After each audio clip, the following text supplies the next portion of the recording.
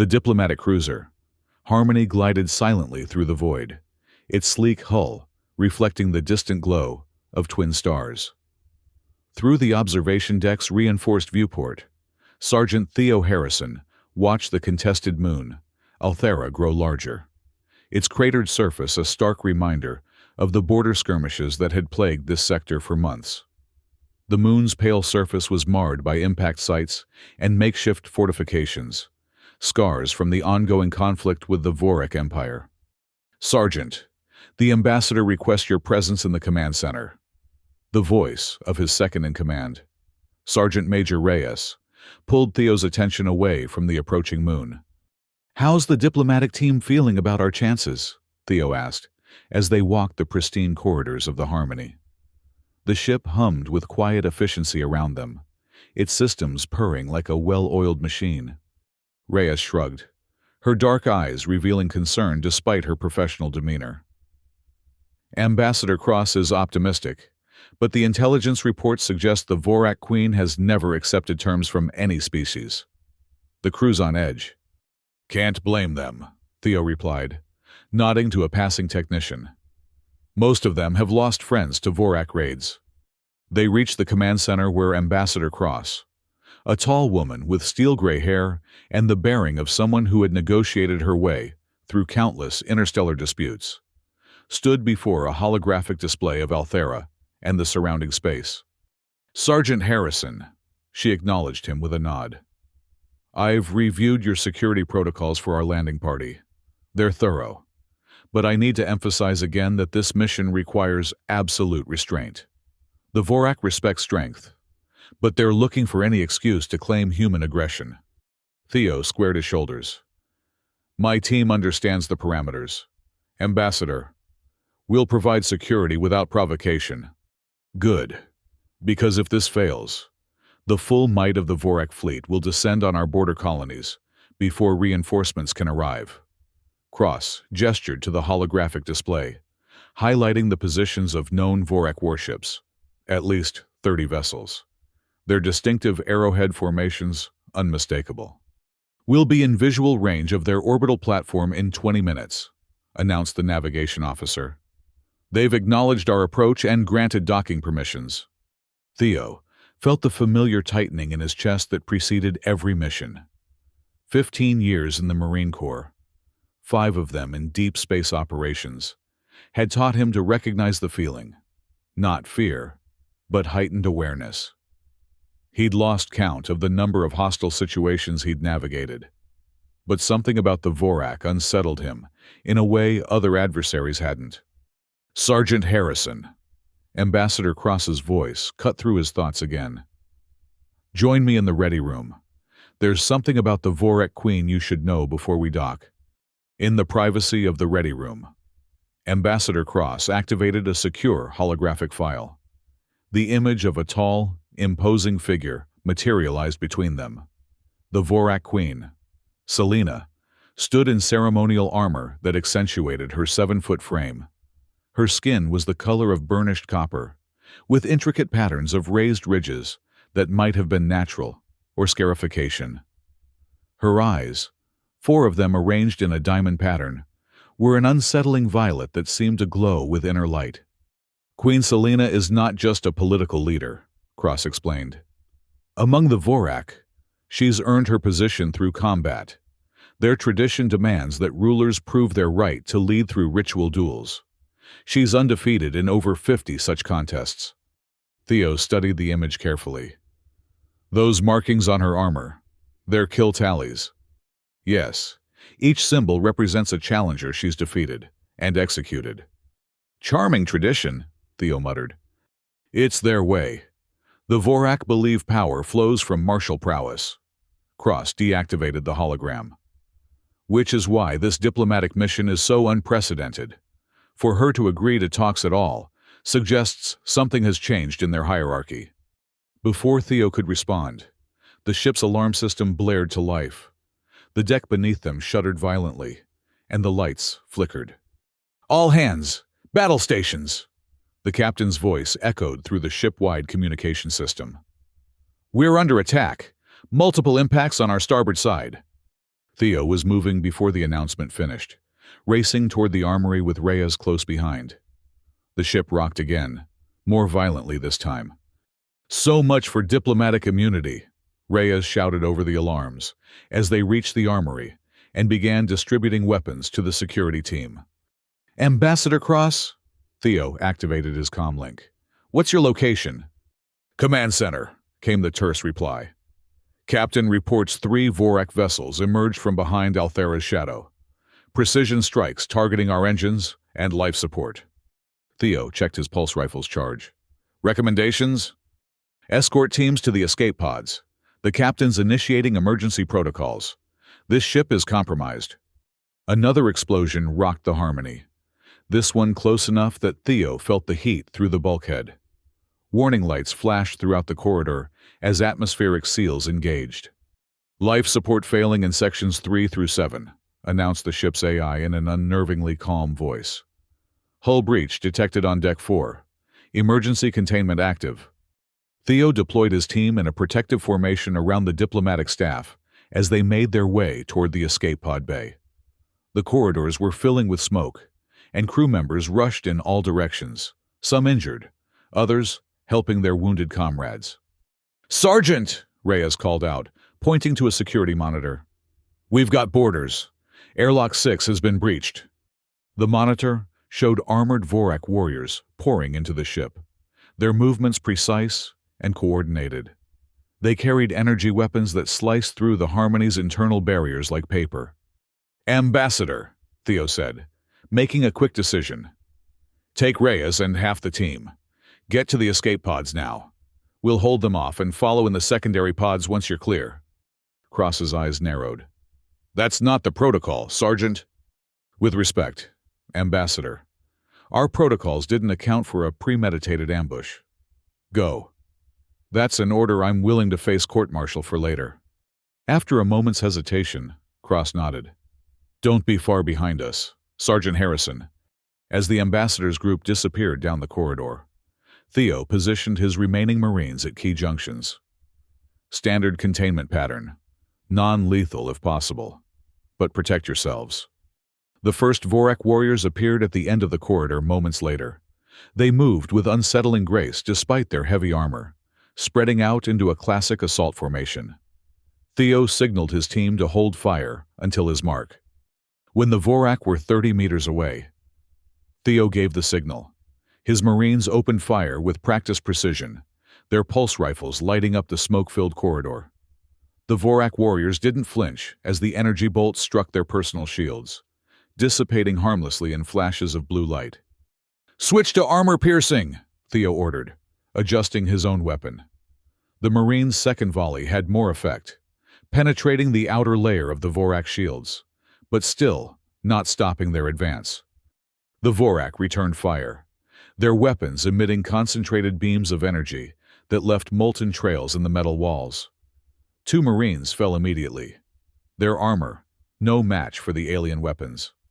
"Fall back to position 2, Theo commanded, laying down covering fire as his team retreated to the next defensible position. 3 more Vorak appeared from a side passage, almost cutting off their retreat. Theo engaged them directly, firing short, controlled bursts while calculating their shield response times.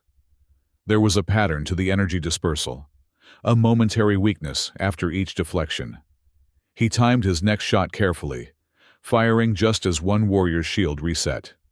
The bolt struck home, and the Vorak stumbled, dark fluid seeping from a wound in its shoulder. Its companions intensified their attack, forcing Theo to dive behind a collapsed support beam.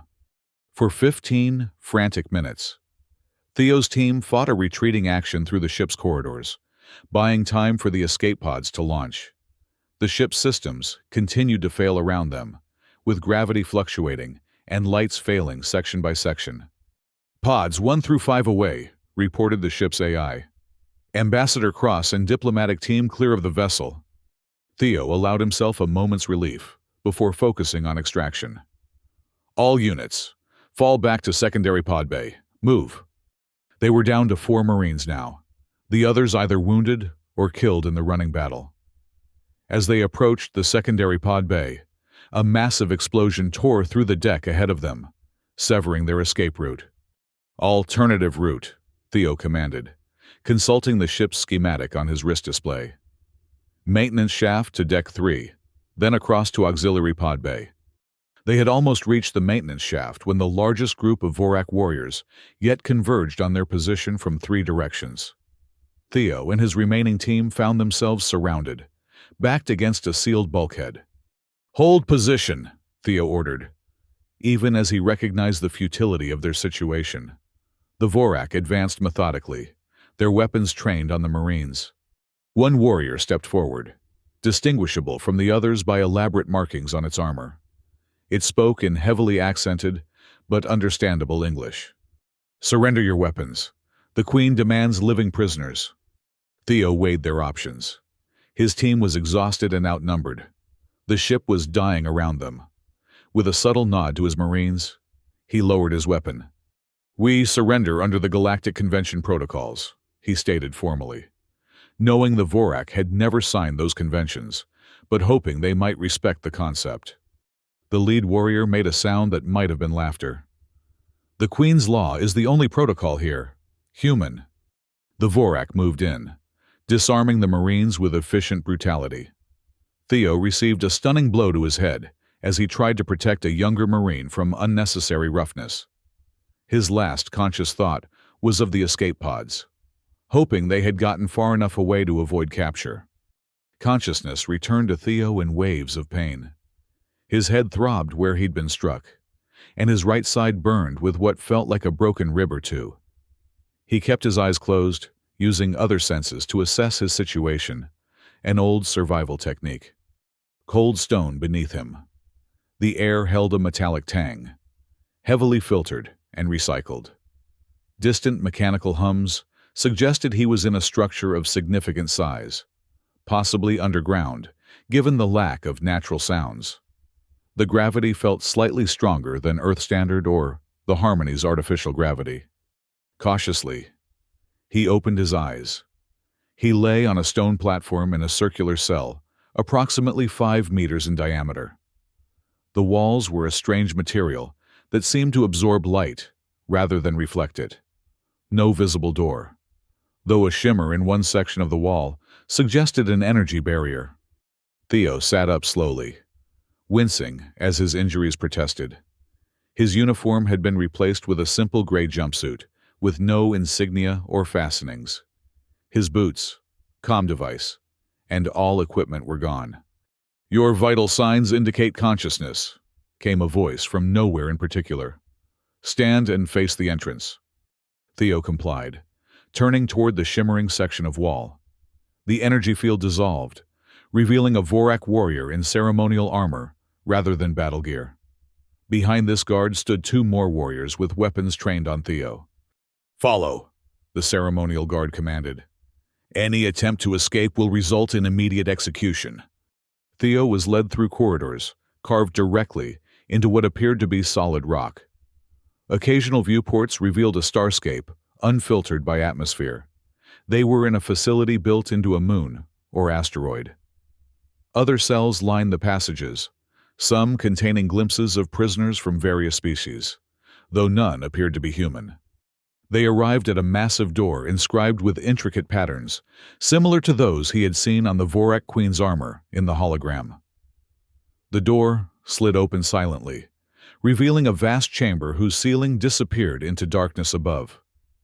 At its center stood a raised platform illuminated by focused light from unseen sources. And on that platform, seated on a throne that appeared to be carved from a single massive crystal, was Queen Selena. In person, she was even more imposing than her holographic representation. Her height, well over 7 feet, was accentuated by the throne's elevation. Her 4 violet eyes tracked Theo's approach with predatory intensity. The patterns on her copper skin pulsed subtly with bioluminescence. "The human warrior," she stated, her voice deeper than Theo had expected, and carrying harmonic undertones that human vocal cords could never produce. "You commanded the defense of your vessel." It wasn't a question, but Theo nodded anyway. Sergeant Theo Harrison, United Earth Marine Corps. Your tactics were unexpected. The Queen continued. You targeted shield reset patterns. Few adversaries identify that vulnerability so quickly. Theo remained silent, unsure if a response was expected. The Queen rose from her throne and descended the platform steps with fluid grace. She circled Theo slowly, examining him from all angles. He resisted the urge to turn and keep her in view, maintaining his forward stance as military discipline demanded. You allowed yourself to be captured rather than fight to the death, she observed, completing her circuit and standing before him again. Is this cowardice or strategy? It's called surviving to fight another day, Theo replied evenly. A dead Marine helps no one. This elicited a sound from the Queen that might have been amusement. Practical. Yet you sent your leader away and remained behind. Explain this contradiction. My mission was to protect Ambassador Cross and the diplomatic team. That mission was accomplished. At the cost of your freedom and possibly your life. The Queen's upper set of eyes narrowed slightly. Humans place strange values on sacrifice. We call it duty, Theo countered. Something I imagine you understand. Your Majesty. The Queen stared at him for a long moment, then turned abruptly. You will be returned to your cell. Tomorrow. You will be questioned more thoroughly about human military capabilities and intentions. As the guards moved to escort him away, Theo spoke again. The attack on a diplomatic vessel violates interspecies conventions. Ambassador Cross came in peace. The Queen paused, but did not turn. Peace is earned through strength. Human. Your people requested this meeting. We simply changed its terms. Back in his cell, Theo carefully catalogued everything he had observed during the journey to and from the throne room. The facility appeared to be a fortress, built into the core of a small moon or large asteroid. He had counted 14 guard posts, noted 3 different security systems, and identified what seemed to be a hangar bay through one viewport. Hours passed in isolation. Food, a gelatinous substance with the consistency of oatmeal but tasting vaguely of fish, was delivered through a small opening that appeared temporarily in the cell wall. Water came from a recessed spigot that activated in response to proximity, on what Theo estimated to be the second day of his captivity. The guards returned. This time, they took him to a smaller chamber where an older Vorak waited. This one's skin had faded to a lighter bronze, and intricate patterns of metal were embedded in the ridges of his face. I am High Priest Corvin, the Vorak announced. I will ask questions. You will answer truthfully. What followed was hours of detailed questioning, not about Earth's military capabilities as Theo had expected, but about human social structures, religious practices, and cultural traditions. Corvin seemed particularly interested in how human leaders were selected and how conflicts within human society were resolved. So your leaders are chosen by counting the preferences of your population? Corvin asked, his tone suggesting he found the concept absurd. Not by demonstration of superior strength or skill. Democracy has served us well, Theo replied carefully. We believe wisdom and justice matter more than physical prowess in leadership.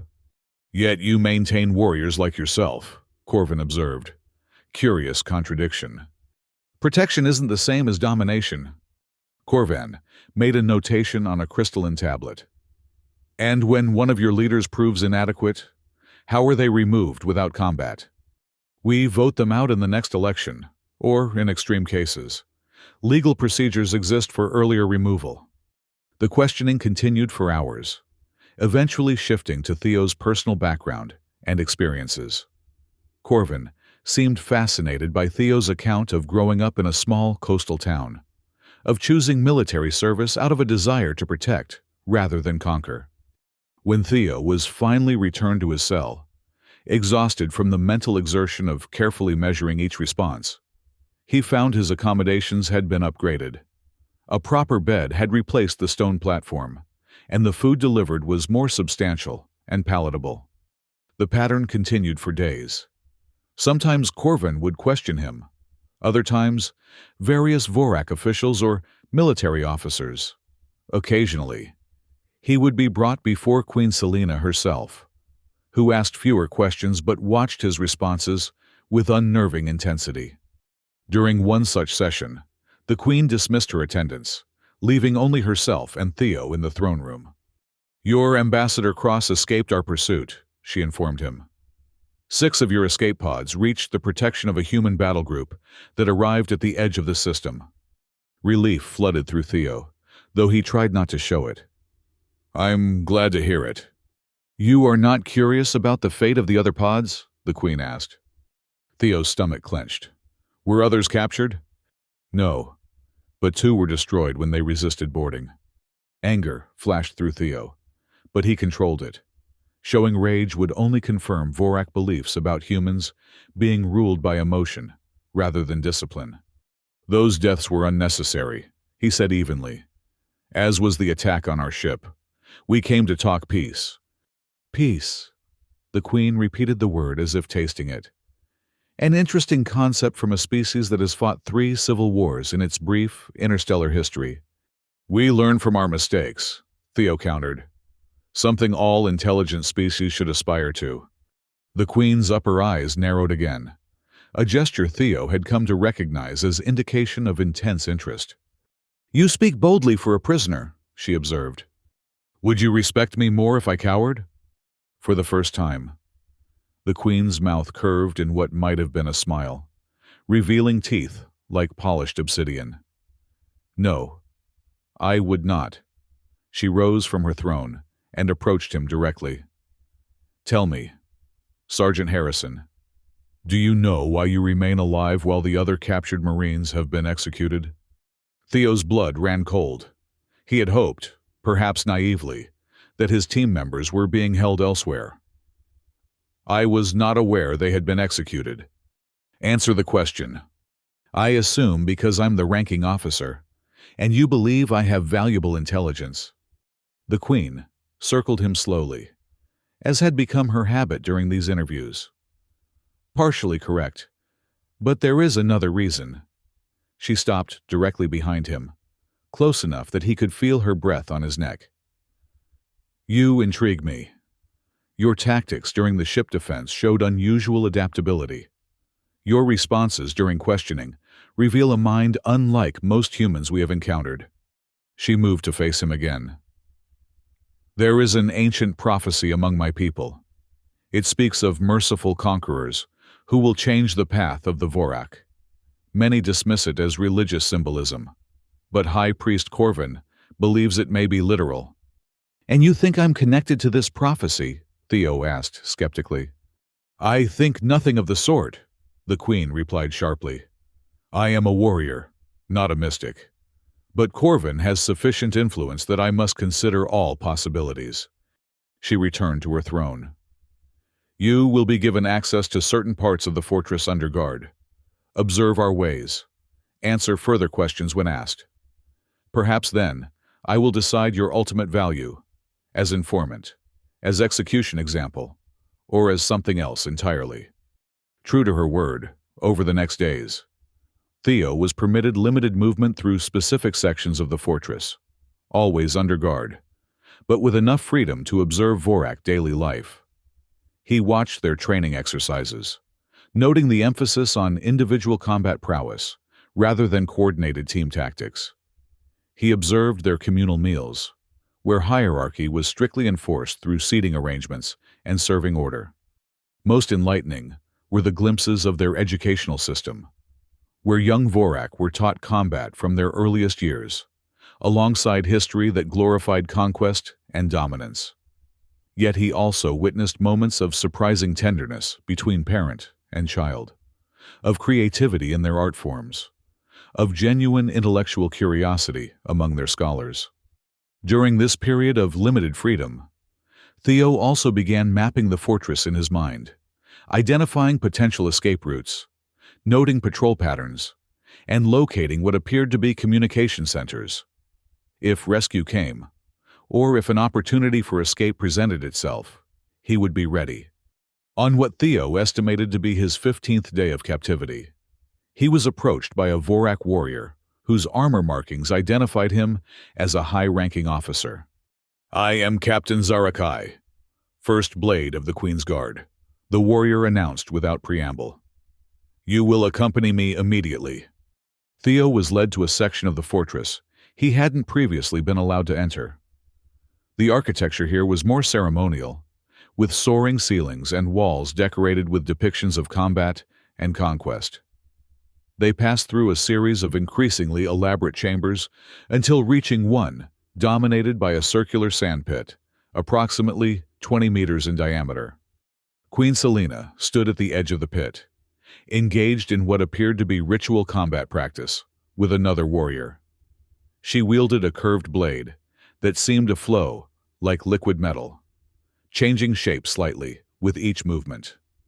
Her opponent, a massive Vorak male with extensive scarification, fought with similar weaponry, but considerably less grace.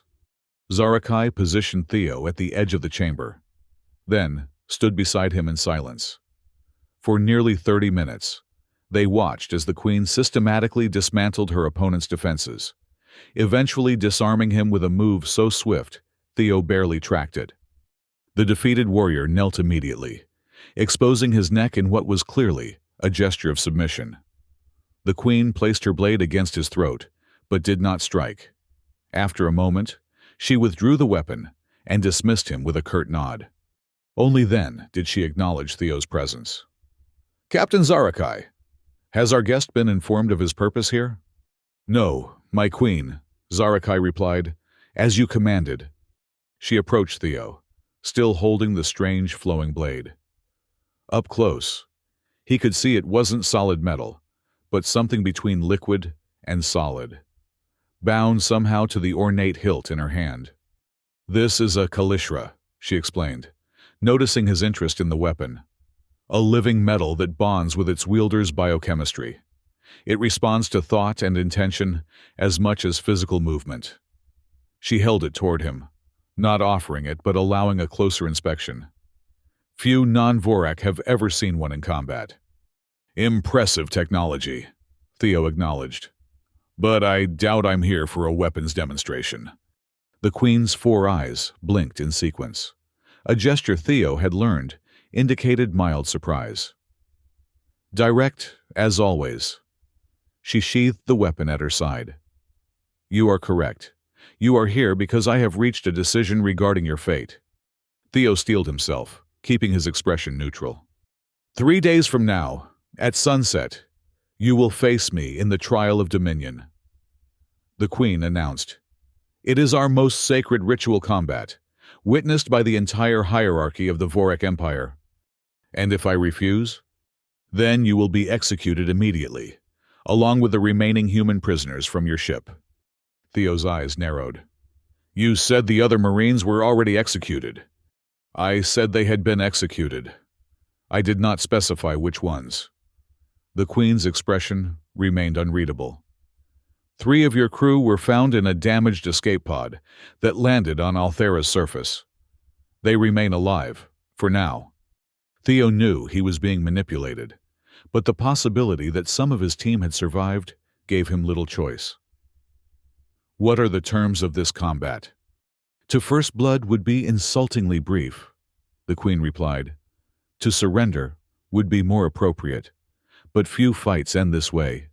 Most commonly, they end in death." "And what would my victory achieve, hypothetically speaking?" The queen made that sound again, the one Theo had come to recognize as amusement. "Hypothetically?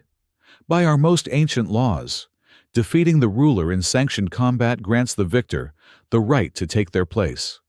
She stepped closer, looming over him. "But no off-worlder has ever survived a trial of dominion, let alone won one." "There's always a first time," Theo replied, meeting her gaze steadily. "Indeed." She turned to Zarakai. "The human will train with practice weapons until the day of the trial. He will be taught the basic ceremonial forms, as honor demands. Nothing more." After the queen departed, Zarakai led Theo to a smaller training area. "You have earned her respect," the captain said unexpectedly.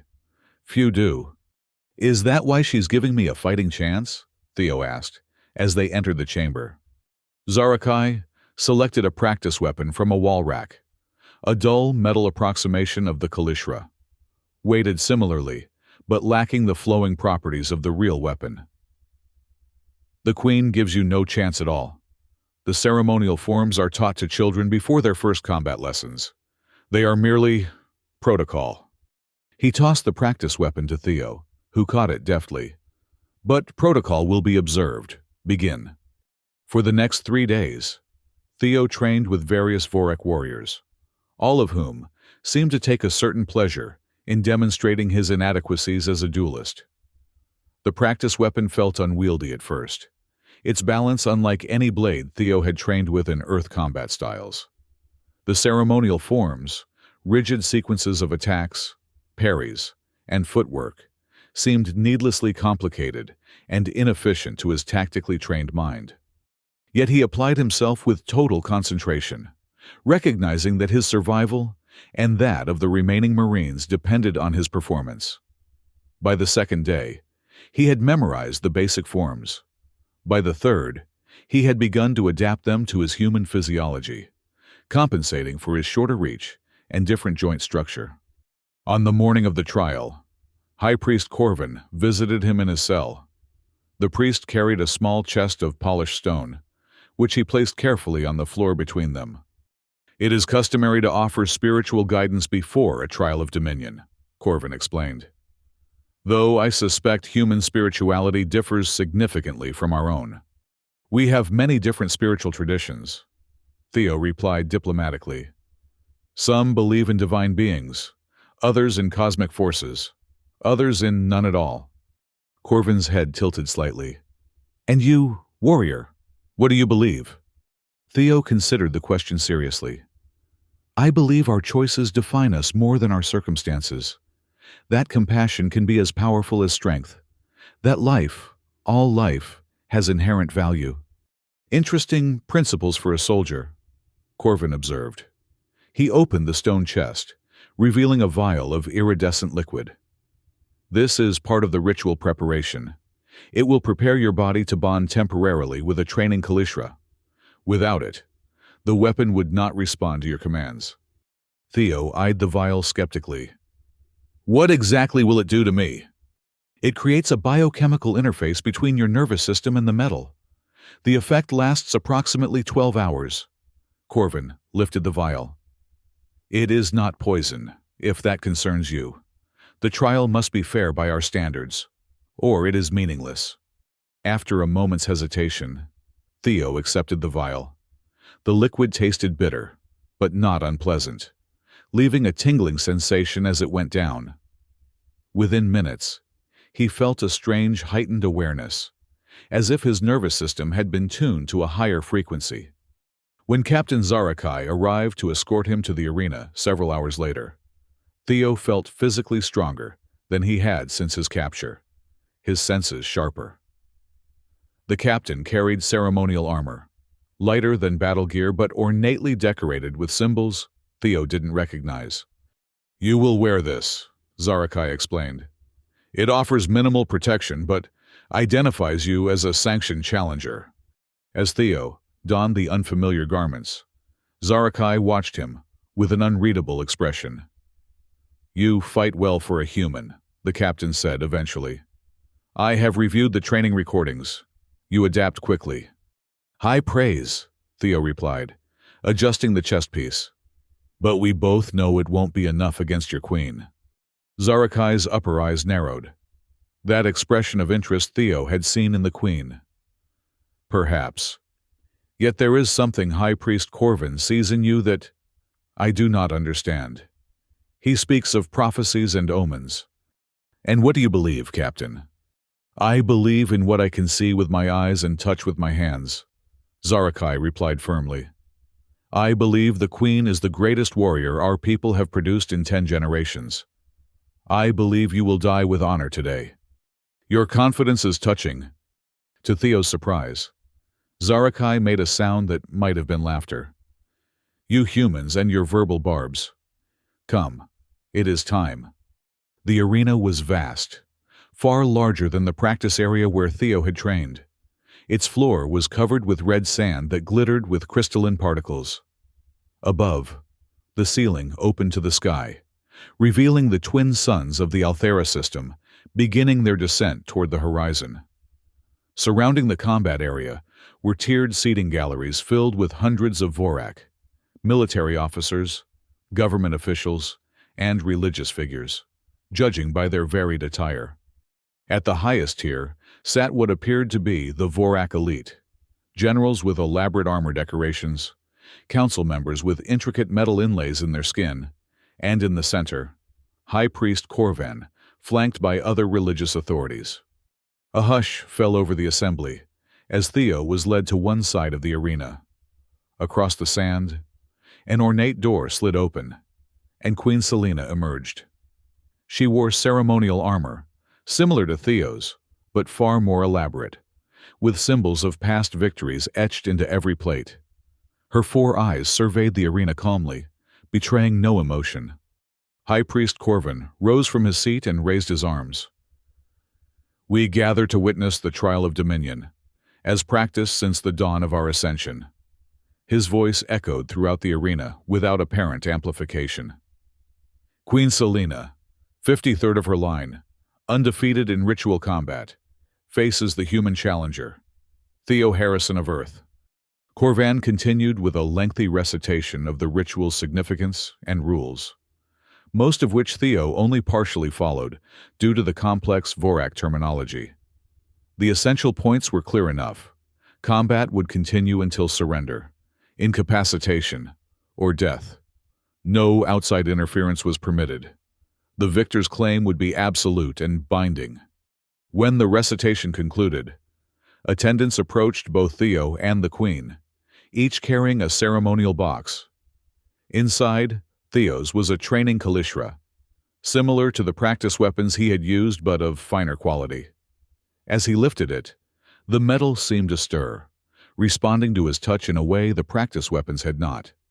Across the arena, the Queen received her own weapon, not a training blade but her personal kalishra, the one Theo had seen her wield in practice.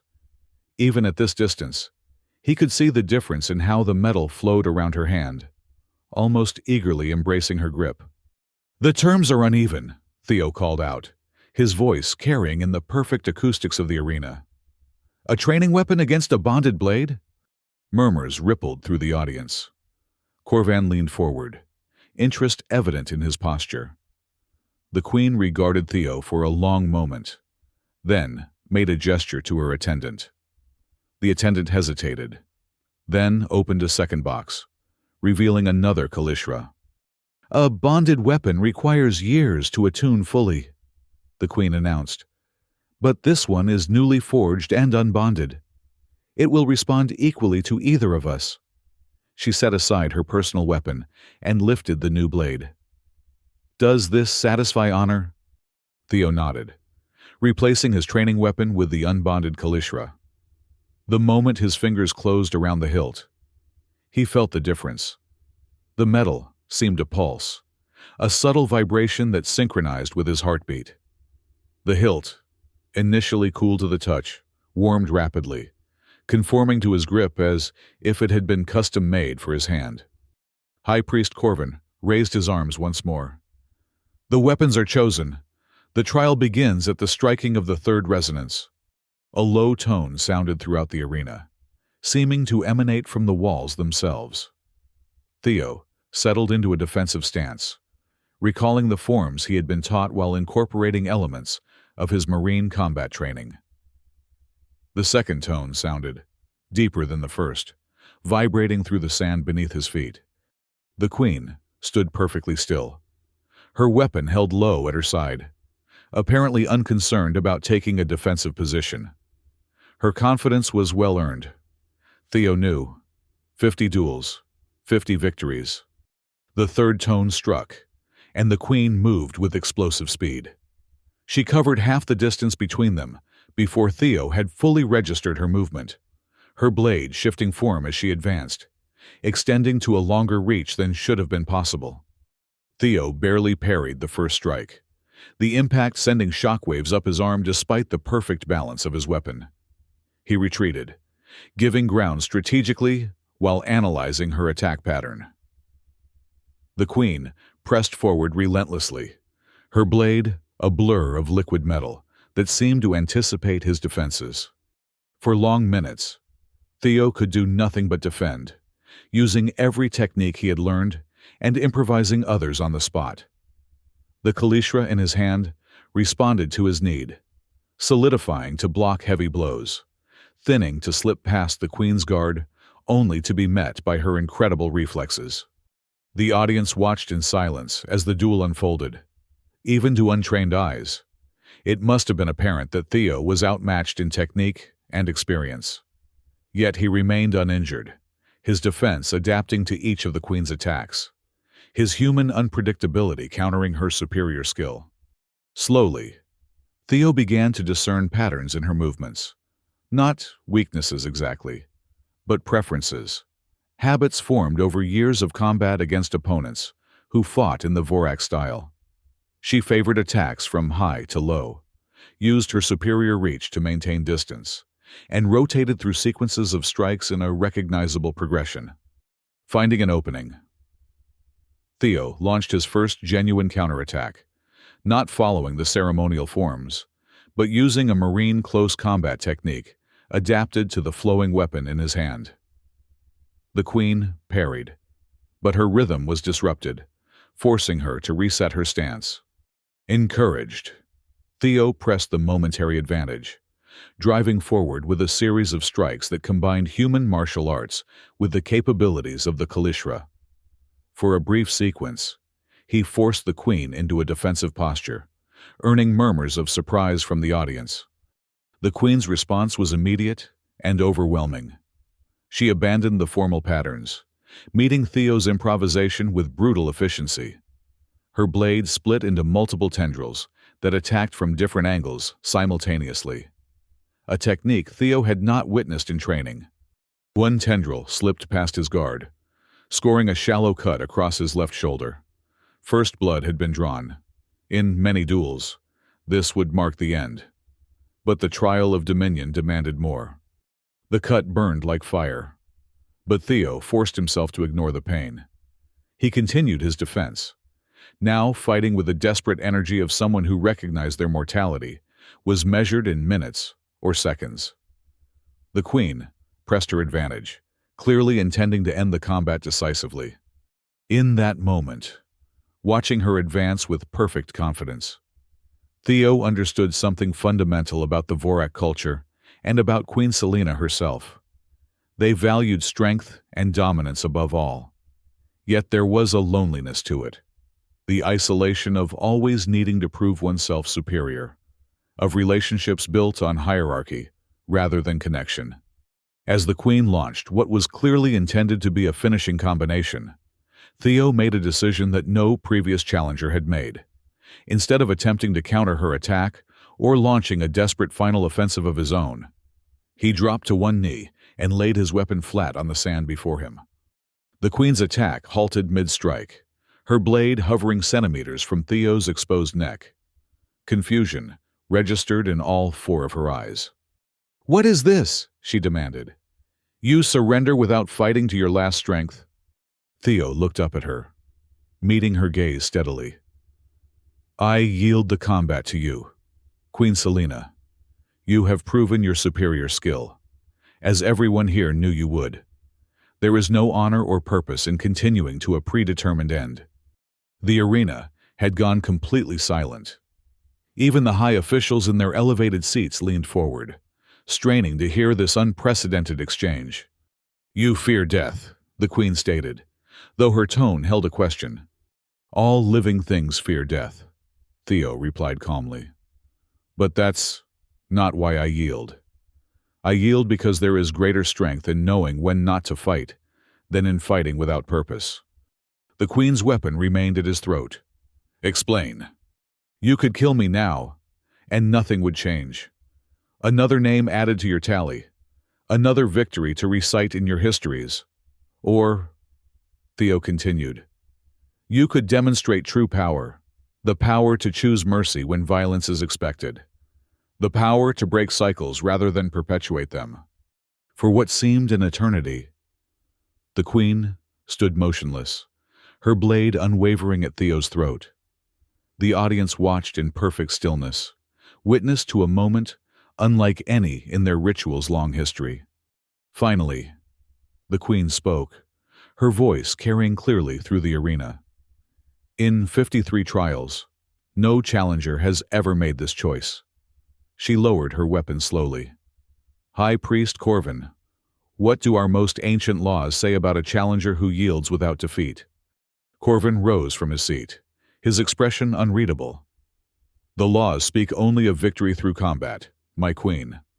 This situation is unprecedented.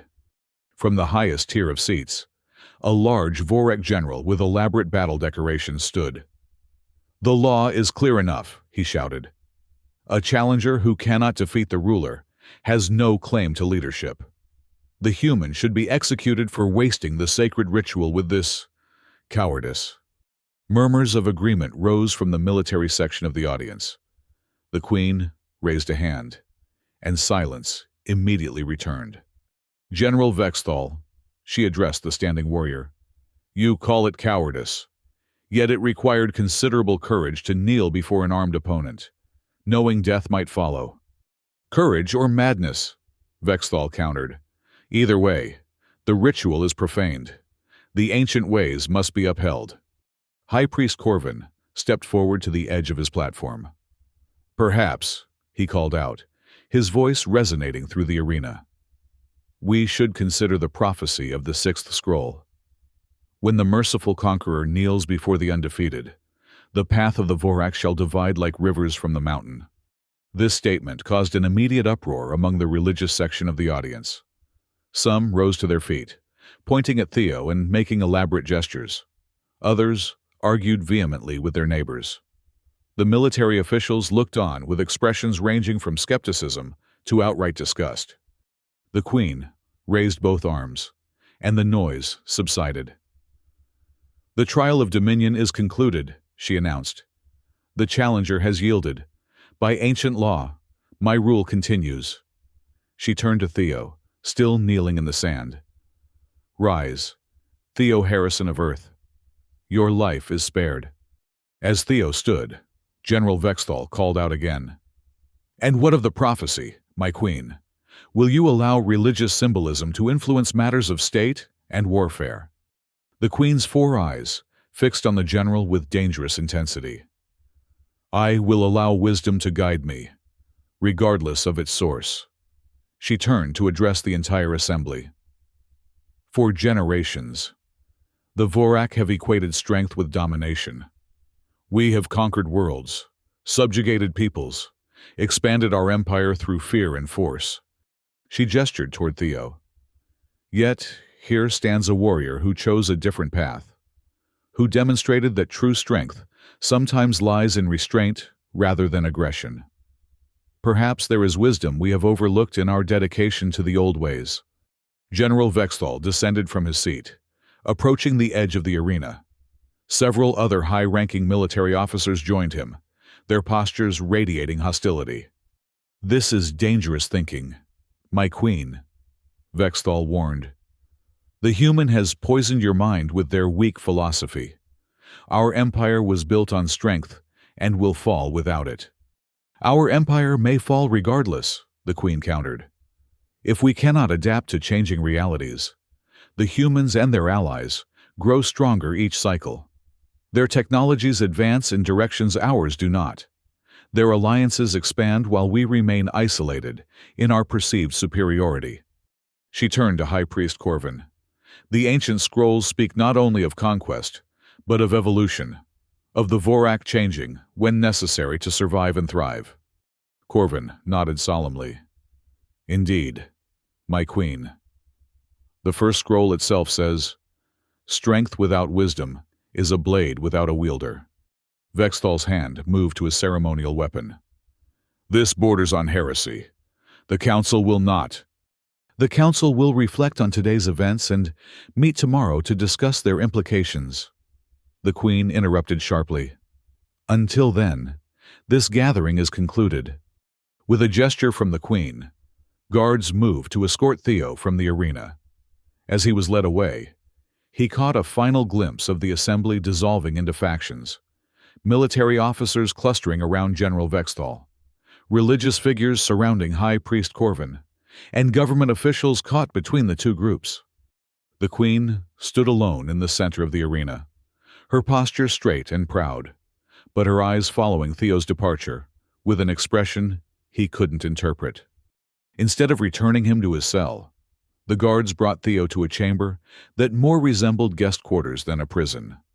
Comfortable furnishings, private bathing facilities, and a viewport overlooking the stark beauty of the moon's cratered surface suggested his status had changed significantly. Hours later, as Theo was examining the stars, visible through his viewport, trying to orient himself in relation to Earth space, the door to his quarters slid open. Queen Selena entered alone, having exchanged her ceremonial armor for simpler attire that nonetheless marked her royal status. "Your actions in the arena have created considerable turmoil among my people," she stated, without preamble. "That wasn't my intention," Theo replied, turning from the viewport to face her. "Wasn't it?" The Queen moved further into the room, studying him intently. "You made a calculated decision to challenge our most fundamental traditions." "I made a decision to stay alive," Theo countered, "and perhaps to demonstrate that there are alternatives to fighting to the death over every disagreement." The Queen made that sound of amusement again. "General Vexthal and his faction are calling for your immediate execution. They believe you have corrupted the sacred trial, and that your continued existence threatens our traditions." "And what do you believe, Your Majesty?" She considered him for a long moment. "I believe you are either the most cunning opponent I have ever faced, or exactly what you appear to be, a warrior who values life over pride." "They're not mutually exclusive," Theo pointed out. "No," she agreed. "They are not?" She moved to the viewport, gazing out at the starscape. "High Priest Corvin believes you are the fulfillment of an ancient prophecy, that your arrival marks a turning point for the Vorak people." "And you?" "I am more practical. I see a galaxy changing around us, species forming alliances, sharing technologies and cultures. Meanwhile, the Vorak remain isolated, feared but not respected, powerful but increasingly irrelevant." She turned back to face him. "Your people requested peace talks. Was that genuine, or merely a tactical delay?" "It was genuine," Theo assured her. "Earth and its allies have no desire for prolonged conflict with the Vorak. We'd rather trade than fight. Yet you maintain powerful military forces. For protection, not conquest. There's a difference." The Queen's 4 eyes studied him with that now familiar intensity. "Perhaps tomorrow I will convene the High Council. General Vexthal will argue for maintaining our traditional approaches. High Priest Corvin will cite prophecies and omens.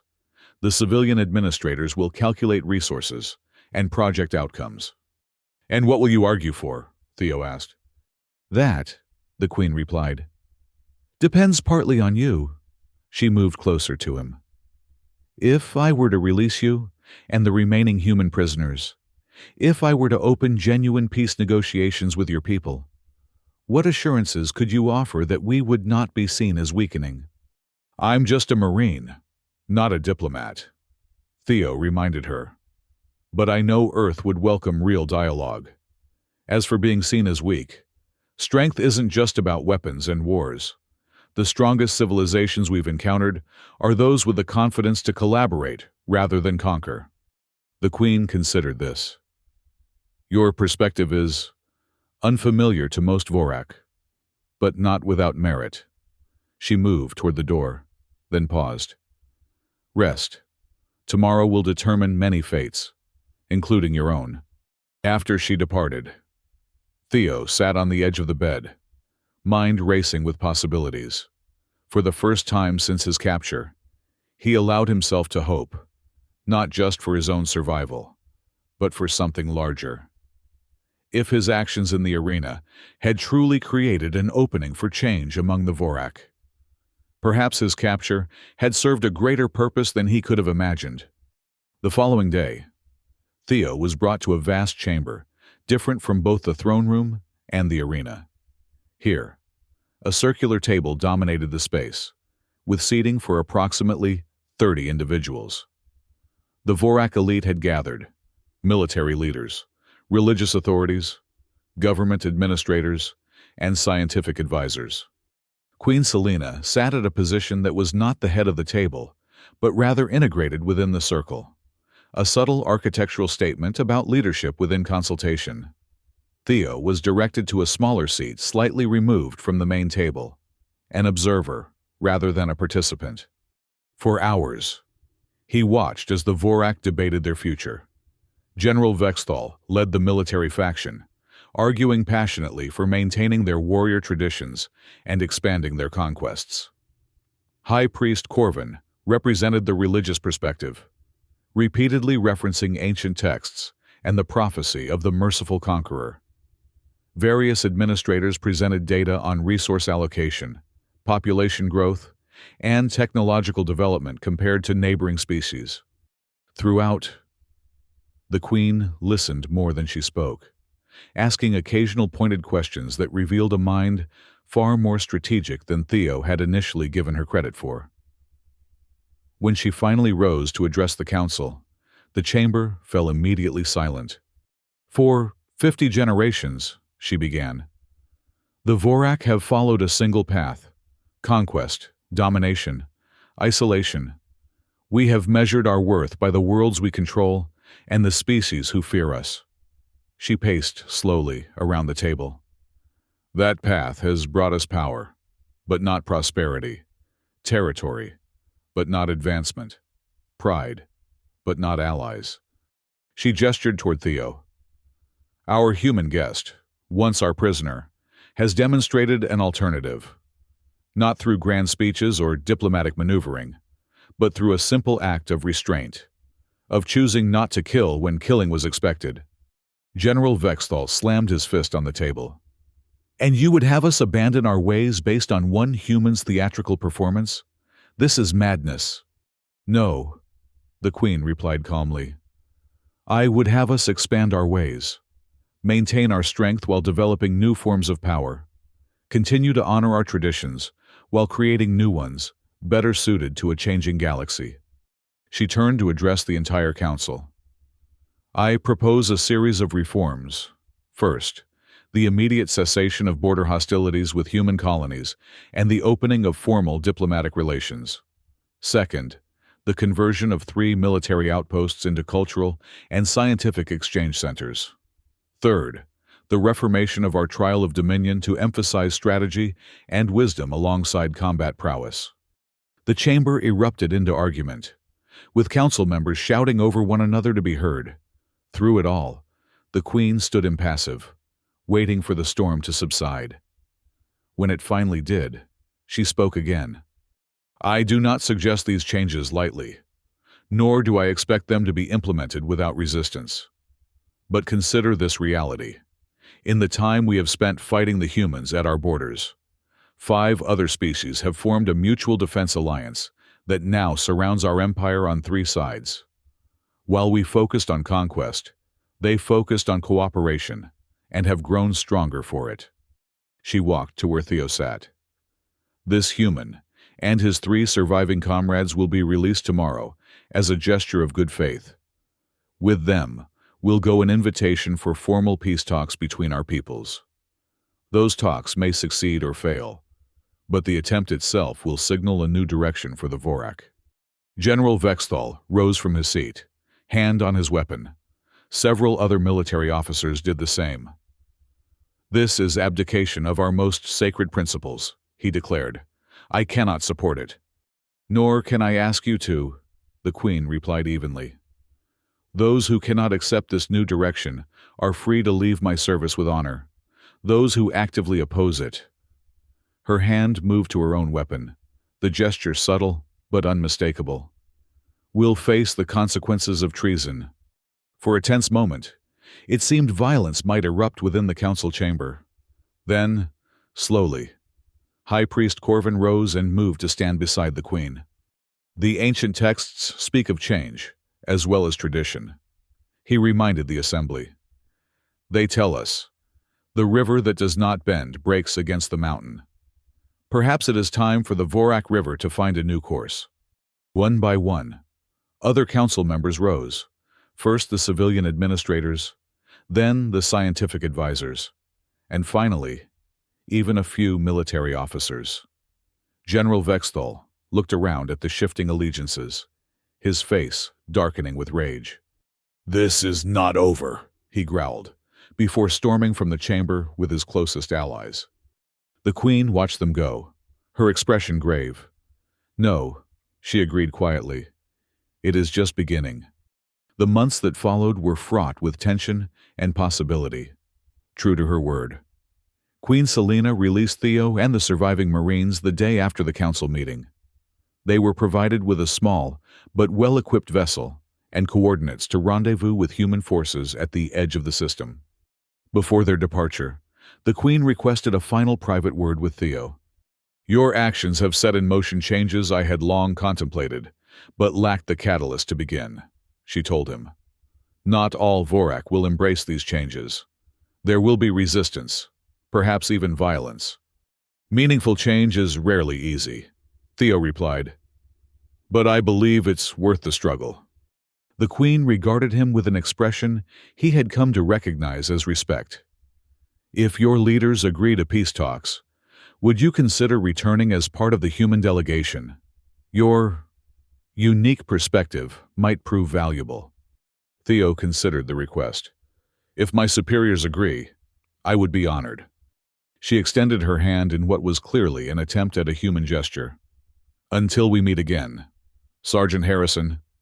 Theo took her hand carefully, noting the strange texture of her skin against his. "Until then, Queen Selena." The journey back to human space was emotional for the four survivors. As their small vessel docked with the human battlecruiser Defiance, Theo felt the weight of their ordeal, and its unexpected outcome, settling onto his shoulders. Debriefings followed, endless hours of recounting every detail of their captivity and the extraordinary council meeting they had witnessed. Military intelligence officers were skeptical of the Queen's sudden change of heart. Diplomatic Corps representatives were cautiously optimistic. Everyone wanted to hear Theo's assessment. "I believe she's sincere," he told them repeatedly. "Not naive or suddenly converted to human values, but genuinely convinced that the Vorak need to evolve, and willing to take significant personal and political risks to make it happen." 2 months after his return, Theo was summoned to Earth Central Command. There, he found himself face to face with Ambassador Cross, the woman he had last seen escaping the Harmony as it fell under Vorak attack. "Sergeant Harrison," she greeted him warmly. "It seems your captivity yielded more promising diplomatic results than my entire career." "Just a fortunate accident, Ambassador," he replied modestly. "Accidents don't kneel before armed opponents and deliver philosophical challenges," Cross observed with a knowing smile. "But we'll maintain that fiction if you prefer." She gestured to a data display. "The Vorak have formally requested renewed peace talks. More surprisingly, they've asked specifically for your inclusion in our delegation." Theo nodded. Queen Selena mentioned that possibility. "The Defense Council is divided on the matter. Some see this as a trap, others as a genuine opportunity." Cross studied him carefully. "What do you think, Sergeant? Is this real?" "It's real," Theo replied without hesitation. "And complicated. The Queen is sincere, but she faces significant opposition within her own ranks. This is a fragile moment, one that could lead to lasting peace or renewed hostilities, depending on how we respond." Cross nodded thoughtfully. "That's consistent with our intelligence. General Vexthal and his faction have established a separate command structure and seized control of several outposts along the border. Civil conflict among the Vorak, Theo mused.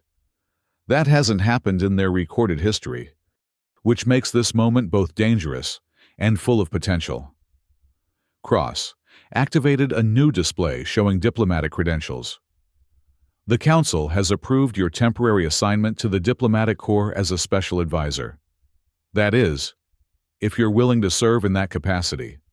Theo stared at the credentials, thinking of the arena, of the Kalishra in his hand, of the moment he had chosen to kneel rather than fight to the death.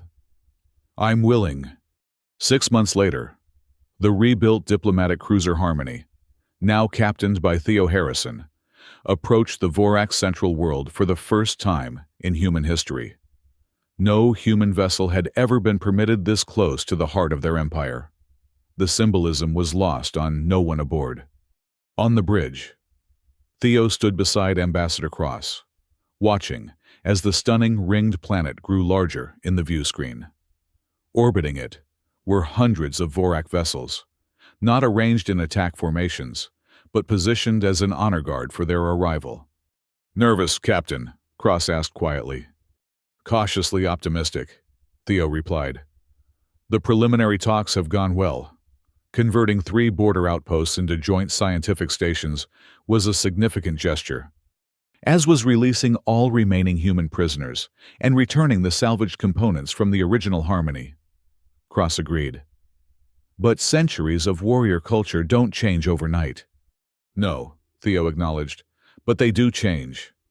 As the Harmony settled into its assigned orbit, a communication request came through. On the main screen appeared the face of Queen Selena, her 4 violet eyes as intense as Theo remembered. "Captain Harrison," she greeted him formally. "The Vorak welcome the Harmony and its crew to our home system. A historical moment for both our peoples."